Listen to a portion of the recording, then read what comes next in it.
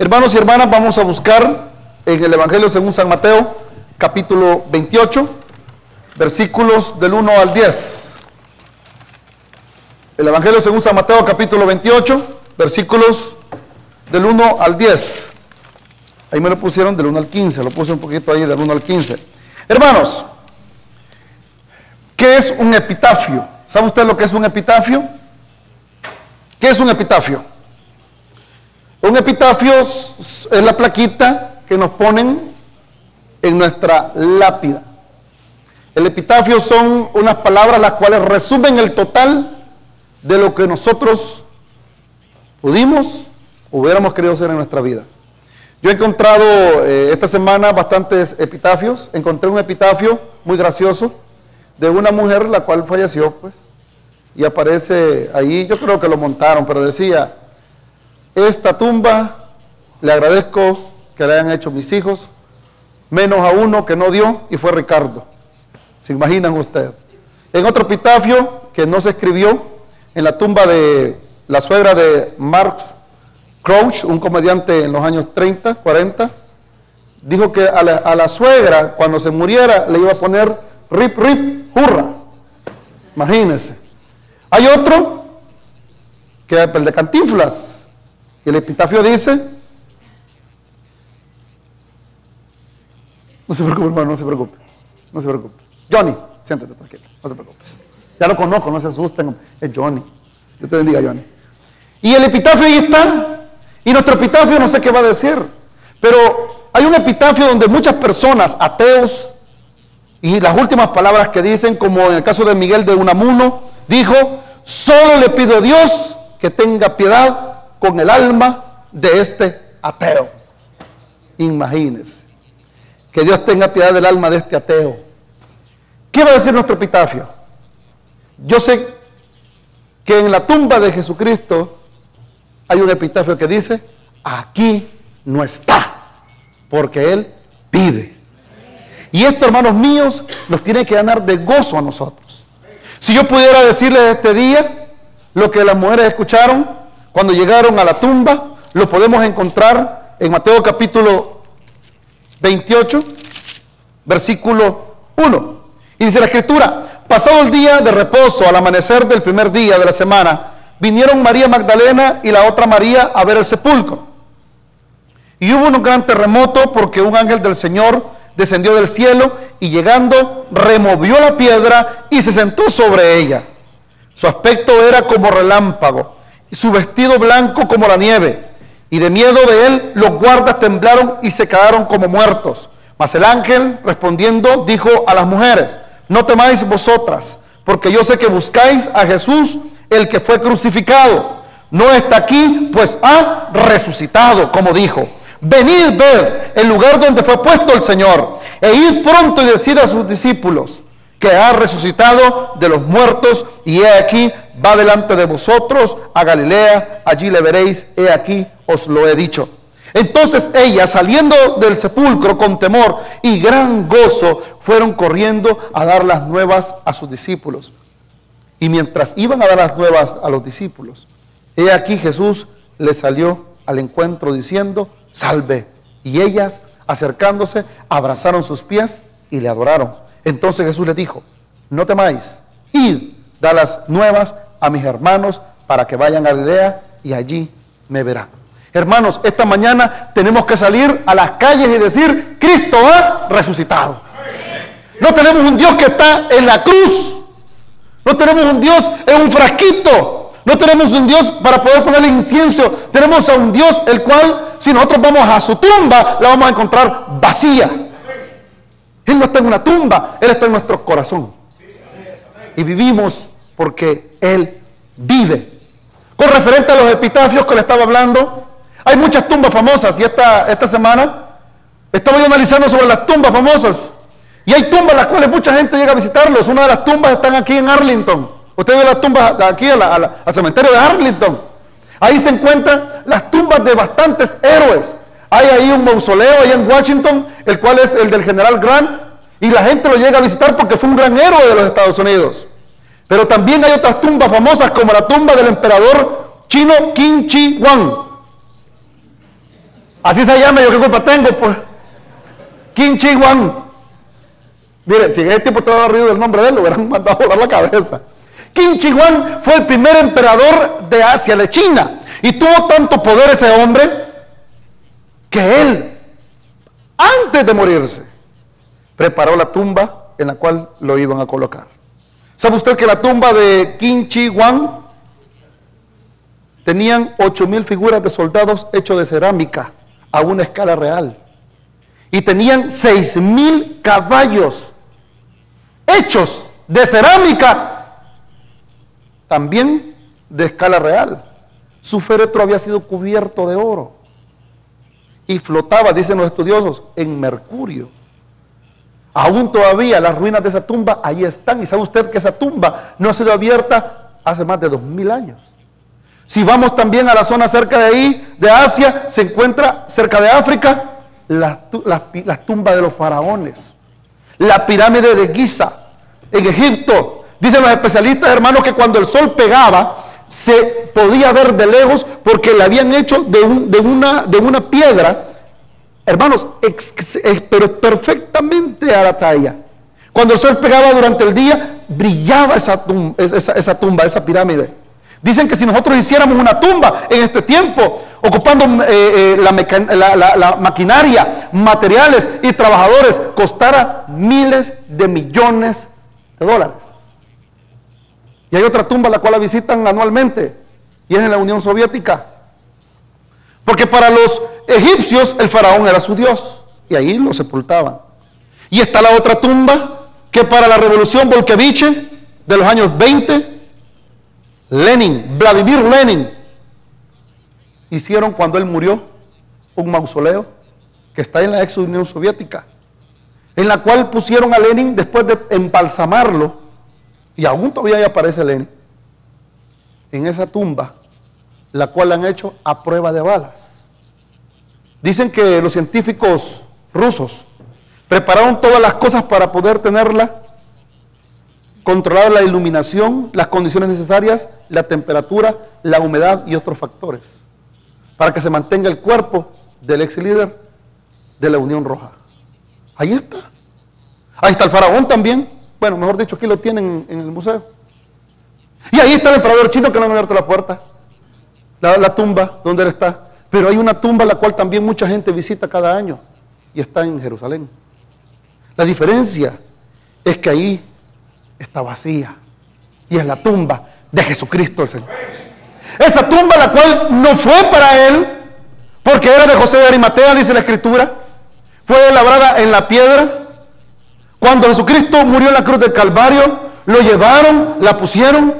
Y vuelvo a repetir, si encontrábamos el epitafio en la tumba de Jesucristo, dijera, está vacía. Y eso a nosotros nos tiene que llenar de gozo, hermanos. ¿Por qué razón? Porque nuestro líder no es un pastor, no es un sacerdote, no es el papa, no es un líder de una denominación, sino que nuestro líder vive. Y nos dice también a nosotros que nosotros viviremos porque Él vive. Hermanos míos, el domingo de resurrección es un domingo de gozo, es un domingo de esperanza. Estas mujeres, dice la Escritura, y se encuentran en los 4 evangelios, cuando llegaron ellas después del día de reposo, dice el versículo 1 del capítulo 28, al amanecer el primer día de la semana, vinieron María Magdalena. Hermanos, el día de reposo es el día sábado. Y durante la mañana del día domingo, estas mujeres habían preparado las especies para poder preparar el cuerpo de Cristo Jesús. ¿Saben ustedes que en aquel tiempo no existía medicina legal en la cual preparaban a los cuerpos como los preparan ahora? Hoy en día, si yo me muriera y yo pido que por favor me lleven mi cuerpo a mi tierra, al fin y al cabo cuando uno se muere, ni caso le hace. Aquí me van a enterrar quizás. Y otra cosa bien curiosa, no hay muerto malo. ¿No has dado cuenta de eso? Todos los muertos son buenos. Qué bueno era. Y salen hijos donde nunca habían aparecido. Pero si yo pidiera eso, yo le dijera a mi hombre, llévame a mi país. Y me prepararían, porque tienen que hacer los trámites para llevarme en el avión. Y si no, pues me llevarían en una cajita. Incinerar. Preparan el cuerpo. En aquel tiempo no había eso. El cuerpo, al momento que moría, las mujeres las personas lo envolvían y metían en medio de su cuerpo especias aromáticas. Eso llevaban las mujeres. El primer día de la semana es el día domingo, el día que nosotros nos gozamos por la resurrección del Señor. Y las mujeres, hermanas mías, en Cristo Jesús, el domingo de resurrección, las primeras que deben estar gozosas son las mujeres. Porque las primeras que fueron al sepulcro no fueron los discípulos. ¿Quiénes fueron? Las mujeres. Benditas sean las mujeres. Amén. Benditas sean las mujeres. Solo las mujeres dicen amén. ¿Y los hombres? Yo estoy gozoso porque las mujeres fueron dignificadas en el ministerio de Cristo Jesús. María Magdalena era una mujer agradecidísima porque el Señor le había sacado 7 demonios. María, la madre de Jacob, era discípula de Cristo. Y Cristo Jesús dignificó a las mujeres. Pues en aquel tiempo, hermanos míos, los rabinos no tenían discípulas. No había discípulas, solo habían hombres de discípulos. Pero Jesús había tomado unas mujeres y las había dignificado. Busquen por favor Lucas capítulo 8, versículo del 1 al 3. Lucas capítulo 8, versículo 1 al 3. Y dice la Escritura que aconteció después que Jesús iba por todas las ciudades y aldeas. Lucas capítulo 8, versículo 1 al 3. Predicando y anunciando el evangelio del reino de Dios, y los 12 con él, y algunas mujeres que habían sido sanadas de espíritus malos y de enfermedades. María, que se llamaba Magdalena porque se cree que venía de Magdala. Y ahora en este día han trastornado la fama de María Magdalena porque decían que era prostituta. No, la Biblia no dice que era ramera. La Biblia dice que tenía 7 demonios. Y ahora dicen que era la amante de Jesús. Mire cómo trastornan la historia. Cuando estas mujeres estaban agradecidas porque el Señor las había librado de 7 demonios. Hermano, ¿usted cree que Dios puede librar a su mujer de los demonios?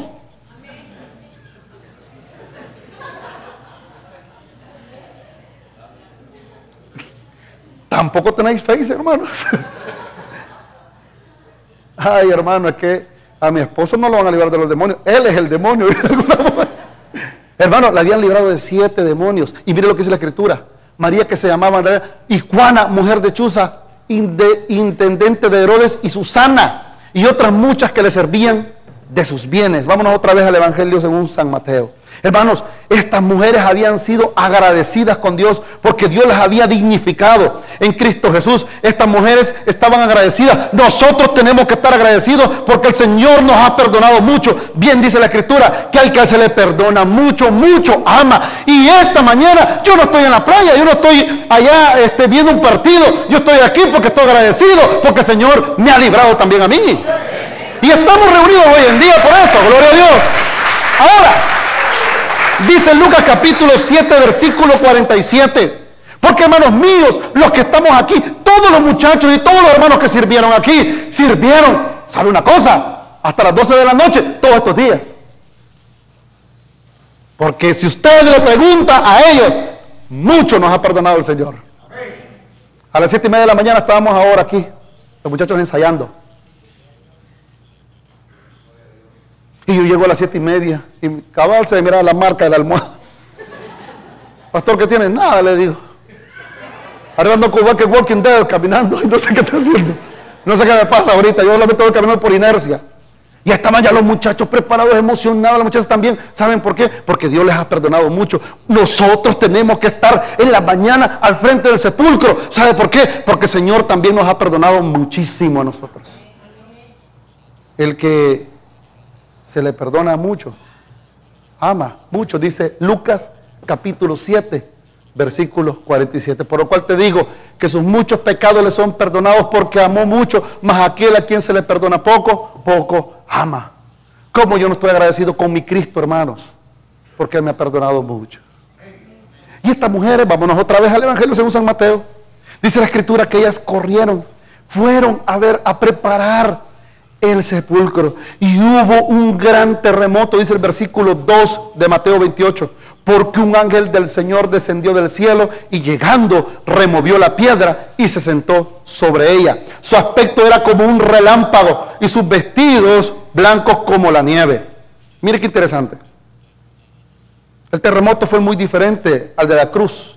Dice la Escritura que cuando Cristo Jesús murió, hubo un terremoto, dice la Escritura, y el velo del templo se arrancó de arriba hacia abajo.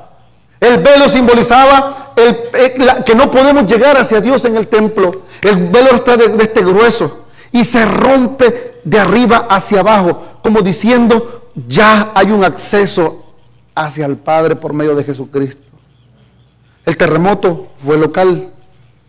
Fueron 2 terremotos asociados, en la cruz y ahora el terremoto en la tumba.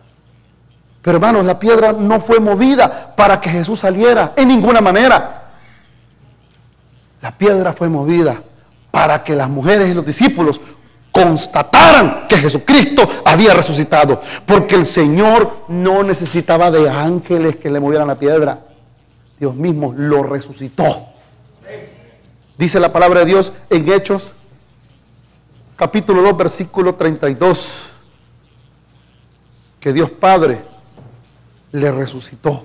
Mire lo que dice la Escritura: a este Jesús resucitó Dios, del cual todos nosotros somos testigos. Hermanos míos, la piedra fue movida para que las mujeres, los hombres, hoy en día fueran a ver que esa tumba está vacía. Asimismo, los sismas, los terremotos en nuestra vida suceden muchas veces para que nos demos cuenta que esa piedra, que los problemas que se ponen, que los vicios que se ponen, que las dudas que se ponen, el Señor la mueve para que creamos que también podemos resucitar en las dificultades y en los problemas. Hermano mío, para Dios no hay nada imposible. Y yo quiero decir algo muy importante: los sismas en nuestra vida, los terremotos, los temblores en nuestra vida sirven, hermanos, para que nos acerquemos a Él. Yo he estado en 3 terremotos en mi país: en el año 86, en el año 2001, en el 13 de enero y el 13 de febrero. Y el de Virginia no pude estar porque andaba afuera del país. ¿Ustedes estuvieron aquí? ¿Qué estaban haciendo? Trabajando. El terremoto. ¿Qué hace uno cuando tiembla?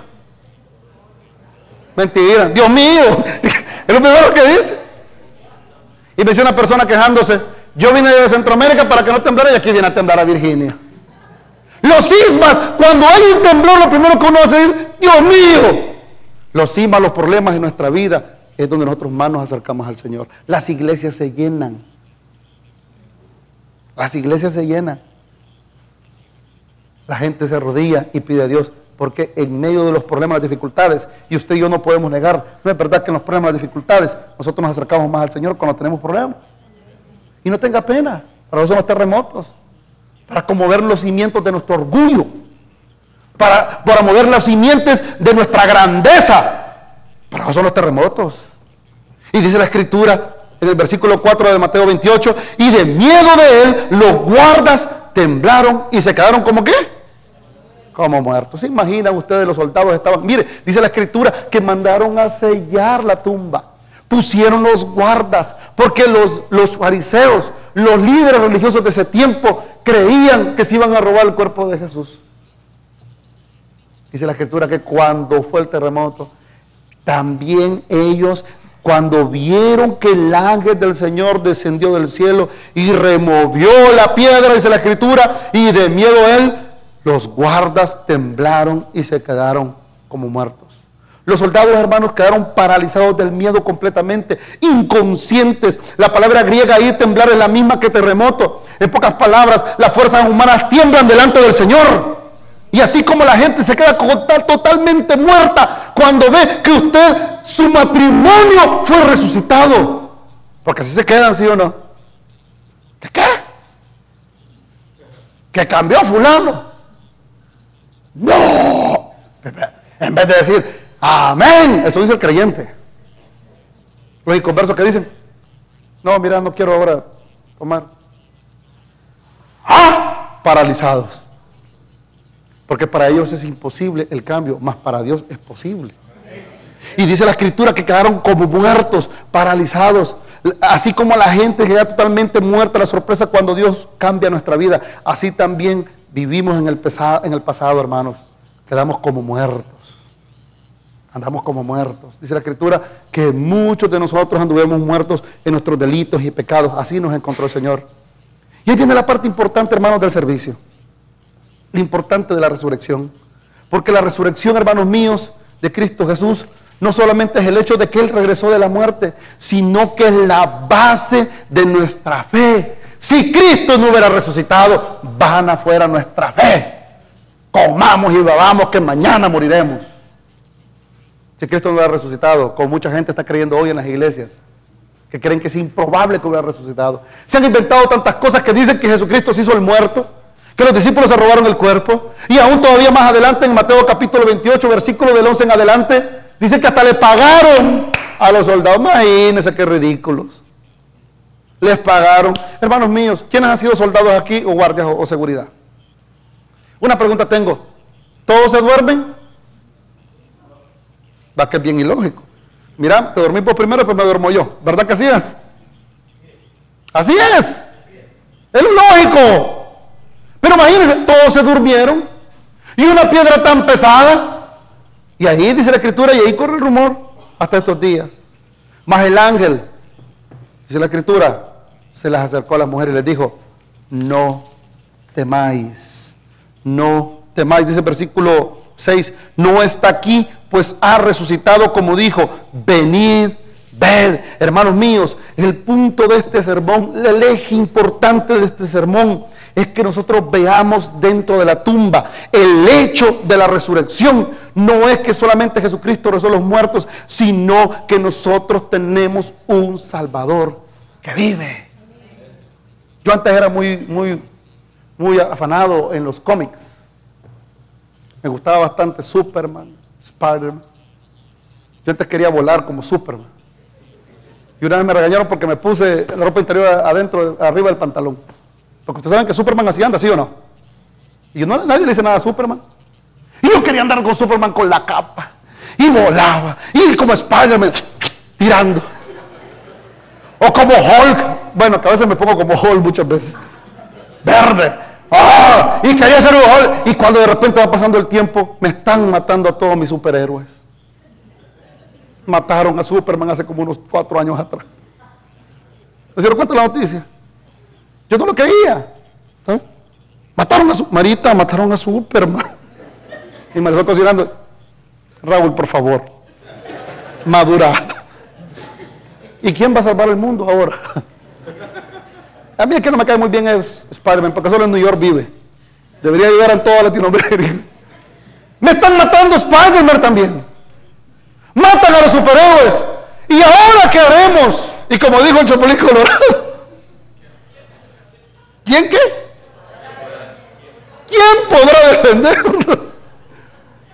Los superhéroes se mueren, mas nuestro Salvador vive. Y vive con un propósito, porque le dijeron los ángeles, mujeres, venid, ved. Él ha resucitado con un propósito. Y el propósito es que nuestro Salvador vive. Pero no solamente nuestro Salvador vive, sino que a consecuencia de la resurrección, no tenemos que ir a dejar rosas todos los años, ni tampoco podemos ir a ver el sepulcro de Él porque ahí se encuentra, sino que nuestro Salvador vive y tomó una profesión que a usted y a mí nos beneficia y nos ayuda mucho. El Señor es nuestro abogado. Por medio de la resurrección de Cristo tenemos un abogado. Busque por favor Romanos capítulo 8 versículo 32 al 34. Jesucristo resucitó, venid, ved. ¿Qué tenemos ahora? Un Salvador que vive, sí, pero también un mediador, un abogado. Fíjese que la palabra abogado en Romanos capítulo 8 versículo 32 34, y busquen también primera de Juan 2:1, significa el que es llamado a ponerse al lado de uno. Por medio de la resurrección de Cristo tenemos un abogado que media por nosotros. Dice la palabra, ¿quién acusará a los escogidos de Dios? Dios es el que justifica. ¿Quién es el que condenará? Cristo es el que murió, más aún el que también, ¿qué dice? Resucitó. Hermanos, un líder muerto no sirve para nada. Una persona muerta, ¿qué hace? Ayer me contaron que ¿qué es? ¿Cuál es el animal que tiene 4 patas, pero no corre? Que tiene hocico, pero no ladra. Que tiene cola, pero no la mueve. ¿Qué es? Un perro muerto. ¿Y para qué sirve un perro muerto? ¿Para qué? Para nada. ¿Para qué sirve un hombre muerto? ¿Cómo? A 3 días pues. Ahí los líderes, ¿qué hacen con los líderes? Los líderes les hacen grandes procesiones cuando mueren. Acabamos de ver una en Latinoamérica. Vimos una en Norcorea. Y ocupan la imagen del líder, pero no puede hacer nada por ellos. Mas nuestro Salvador sí resucitó. Si yo me muriera ahorita, mire, y le voy a hacer un consejo a todos vosotros. Miren, hermanos, nosotros nos vamos a morir. Amén. Compremos seguro de vida para nuestros hijos. Pero no le diga a su esposa. ¿Amén? No le diga a su esposa. Y esposa, compra el suyo y no le diga a su esposo. Y yo estaba meditando y decía, ¿y para qué voy a servir cuando yo me muera? Y decía nuestro pastor allá en mi país, no se llaman seguro de vida, se llaman seguro de muertos. Porque uno de muerto, ¿de qué sirve? No entres al cuarto porque es en memoria del hermano. Un día tiene que librarse uno de eso. Y ahí están la misma silla, el mismo sillón donde sentaba el Señor. ¡No lo toque! ¿Y para qué si no lo puede usar? Un muerto no puede hacer nada por nosotros. Pero Cristo Jesús murió y resucitó. Qué lindo, ¿sí o no, hermano? Qué bello que nuestro Salvador vive, pero no solamente resucitó y subió al cielo, sino que también Él intercede por nosotros, que además está a la diestra de Dios, el cual también intercede. Cuando Satanás viene y te acusa a ti, cuando tú y yo cometemos error y pecado, porque todos somos pecadores, dice la Escritura. Y cuando cometemos errores y nos equivocamos, está Satanás y dice, ¿ya viste lo que hizo Raúl? ¿Ya viste lo que hizo Joshua? ¿Ya viste lo que hizo fulano? ¿Ya viste lo que hizo Mengano? ¿Ya viste lo que hizo yo? ¿Ya viste lo que hizo Johnny? ¿Ya viste lo que hizo fulano Mengano? Mira lo que ha hecho, ve. Y está uno y dice, ¿a usted nunca ha encontrado con las manos en la masa? No, dice, pero con la cartera sí. Y con el reloj sí. O con el billete sí. Y cuando está uno, lo encuentran en el acto. ¿Qué puede hacer uno? Llaman a la policía, lo esposan, lo meten al carro de la policía. Y cuando llega, oh, qué duro y qué vergonzoso. Y lo llevan esposado. Y se presenta delante del juez. Lo encontraron en el acto. Ya está el juez. El juez no está para ser beneplácito. El juez está para aplicar la ley. Es por eso que yo no entiendo por qué las personas cuando le están a punto de enjuiciar empiezan a insultar al juez. Y el juez, ¿qué debe usted? Si el que rompió rompió las reglas y la ley fue uno, el juez solo está para dar la sentencia conforme a la ley. Y está el hombre ahí. Y cuando va a hablar, ¿quién se pone a la par de él? El abogado. Porque el fiscal es el diablo que lo acusa, ¿sí o no? Raúl, mire, señor juez, yo no tengo nada contra él, pero este es un sinvergüenza antisocial, ladrón. Si así como lo ve, esposado lo tenemos porque es salvaje, peligroso. Métalo cadena perpetua. No, va a ser una carga para el gobierno. Pena de muerte. Y ahí está Raulito. Y cuando voy a decir yo, ¿qué dice el abogado? Cállese. Yo voy a hablar por usted. Hermanos, cuando nosotros cometemos un error, tenemos a nuestro Salvador. Cuando el enemigo te acusa, está Jesucristo como abogado para decir, yo morí por él. Yo morí por ella. Por eso, ¿quién nos va a acusar a nosotros? En la resurrección de Cristo ganamos un Salvador, pero también ganamos un abogado. Y es abogado de los buenos, no los que roban. Abogado de los buenos, porque Él se puso en lugar nuestro. Al momento de la resurrección de Cristo, aparte de eso, de un abogado, el beneficio de la resurrección es que nosotros tenemos un sumo sacerdote. Hebreos capítulo 4, versículo 14 al 16.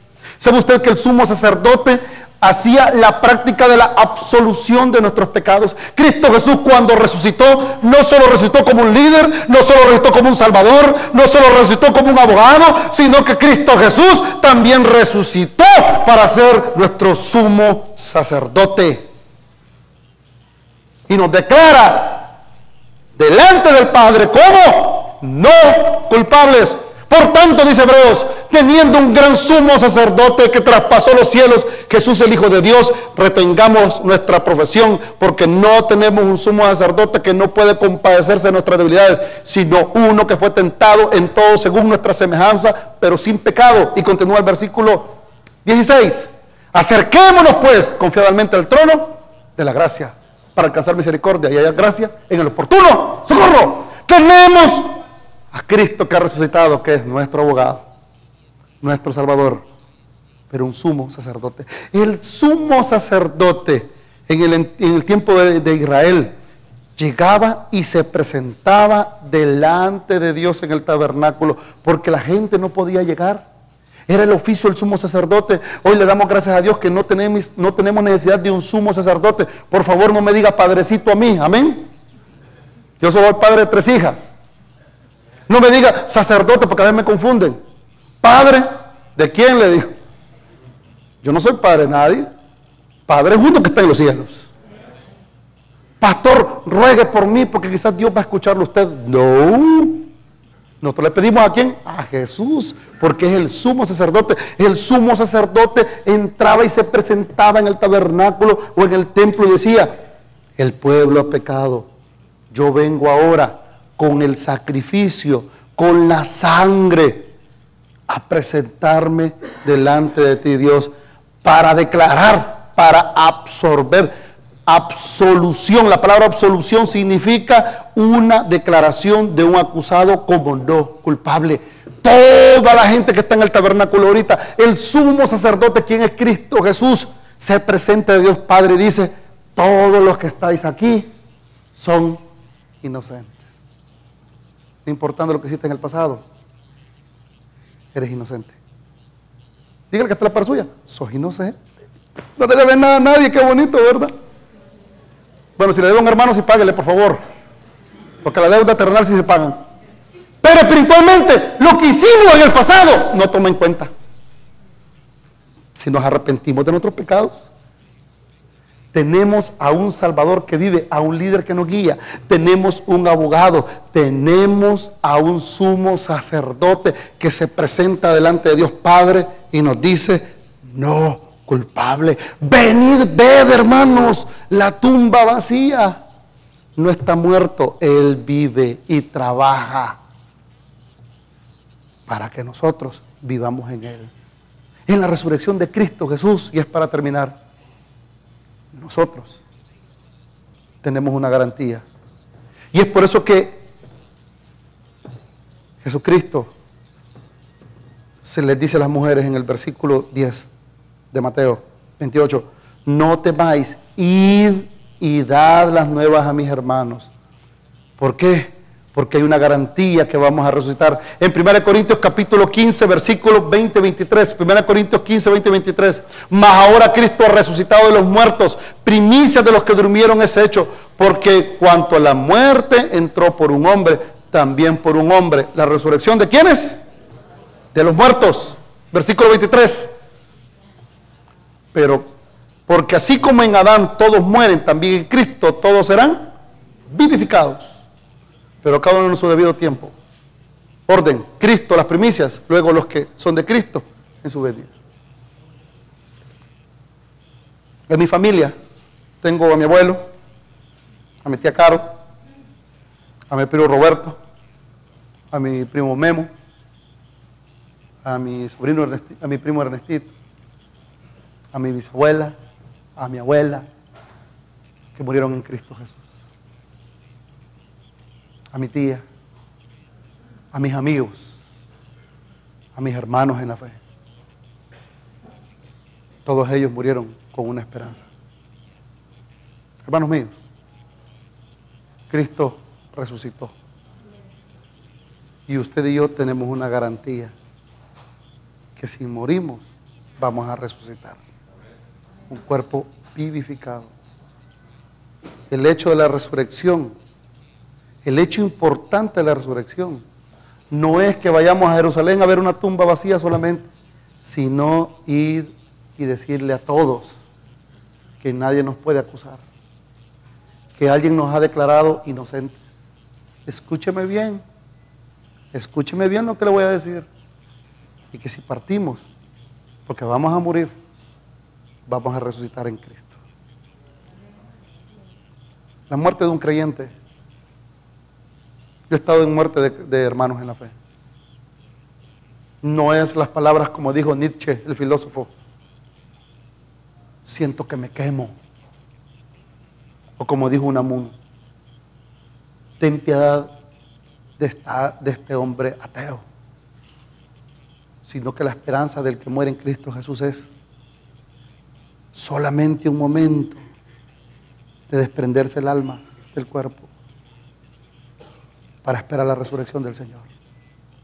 Hermanos míos, la resurrección de Cristo es de victoria y de alegría. Cuando un equipo gana, ¿qué es lo que hace la gente?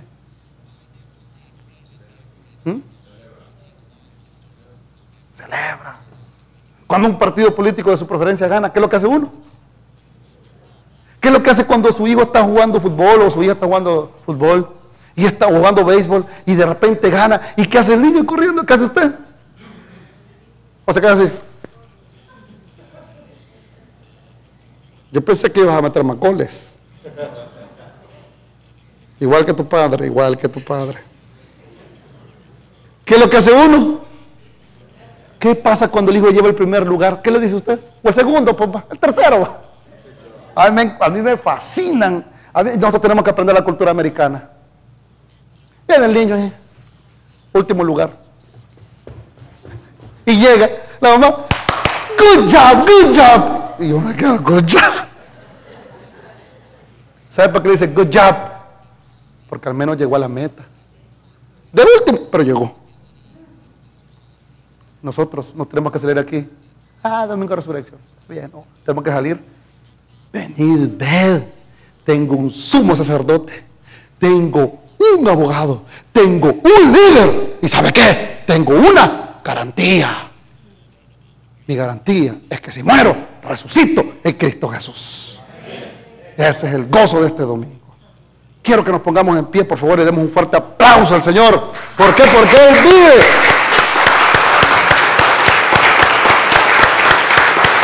Este día tenemos que salir como las mujeres, corriendo a decirle a las demás personas, ¿saben qué? Mi Cristo